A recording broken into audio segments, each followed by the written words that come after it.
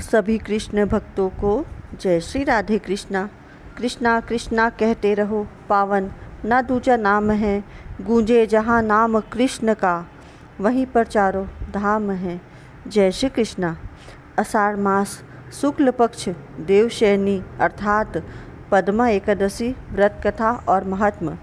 भगवान श्री कृष्ण जी बोले, हे धर्मात्माओं में श्रेष्ठ युधिष्ठिर, आषाढ़ मास के शुक्ल पक्ष की एकादशी का नाम देवशयनी है।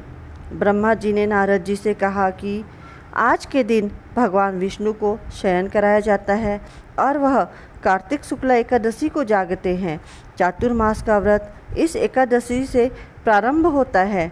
जो मनुष्य ब्रह्मचर्य व्रत का पालन कर चातुर्मास का व्रत करते हैं वह भगवान विष्णु को प्रिय हैं। शिवलोक में उसकी पूजा होती है। सर्व देवता उसे नमस्कार करते हैं। चांद्रायणादि कठिन व्रत में भी यही चतुर्मास के व्रती को समाप्ति समय चाहिए। ब्राह्मणों को भोजन दक्षिणा से प्रसन्न करे। गौओं का दान कर सके तो उत्तम है, नहीं तो गर्म वस्त्र का दान अवश्य ही करे। और तिल के साथ मिलाकर जो स्वर्ण का दान करते हैं वह भोग व मोक्ष दोनों को प्राप्त करते हैं। गरीबों के लिए गोपी चंदन का दान देने से भगवान प्रसन्न होते हैं। हल्दी के दान से गौरी शंकर जी प्रसन्न होते हैं। और चांदी के पात्र में धर कर हल्दी का दान देना वामन भगवान की प्रसन्नता के लिए है। ब्राह्मणों को दही भात का भोग लगाना चाहिए। चातुर्मास व्रत में जो एक बार भोजन करते हैं, समाप्ति में गरीबों को अन्न खिलाते हैं, वह स्वर्ग को जाते हैं। इस व्रत में जौ तथा चावल इत्यादि जो अभ्यागतों को खिलाते हैं वह स्वर्ग को जाते हैं। अब पद्मा एकादशी के महात्म्य की एक पौराणिक कथा कहता हूँ। सूर्यवंश में मानधाता राजा प्रसिद्ध सत्यवादी अयोध्यापुरी में राज करता था। एक समय उसके राज्य में अकाल पड़ गया। प्रजा दुखी होकर भूख से मरने लगी। हवन आदि शुभ कर्म बंद हो गए। राजा को कष्ट हुआ। इसी चिंता में वन को चल पड़ा। अंगिरा ऋषि के आश्रम में जाकर कहने लगा, हे सप्त ऋषियों में श्रेष्ठ अंगिरा जी, मैं आपकी शरण में हूँ। मेरे राज्य में अकाल पड़ गया है। प्रजा कहती है कि राजा के पापों से प्रजा को दुख मिलता है और मैंने अपने जीवन में किसी प्रकार का कोई पाप नहीं किया है।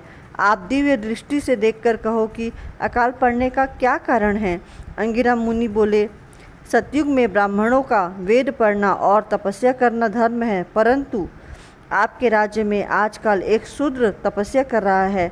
शूद्र को मारने से दोष दूर हो जाएगा, प्रजा सुख पाएगी। मानधाता बोले, मैं उस निरपराध तपस्या करने वाले शूद्र को ना मारूंगा।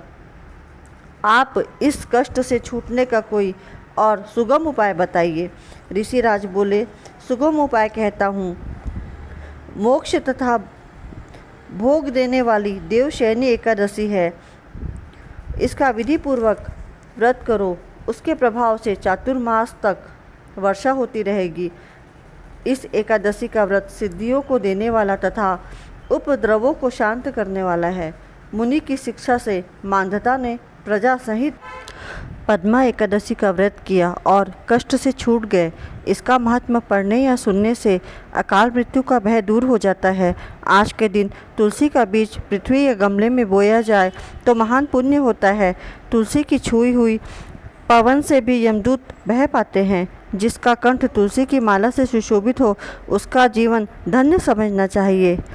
जय श्री कृष्णा। जय 11 मैया। राधे कृष्णा गोपाल कृष्णा। जय श्री कृष्णा। राधे राधे श्याम मिला दे। राधे राधे राधे कृष्णा कृष्णा कृष्णा।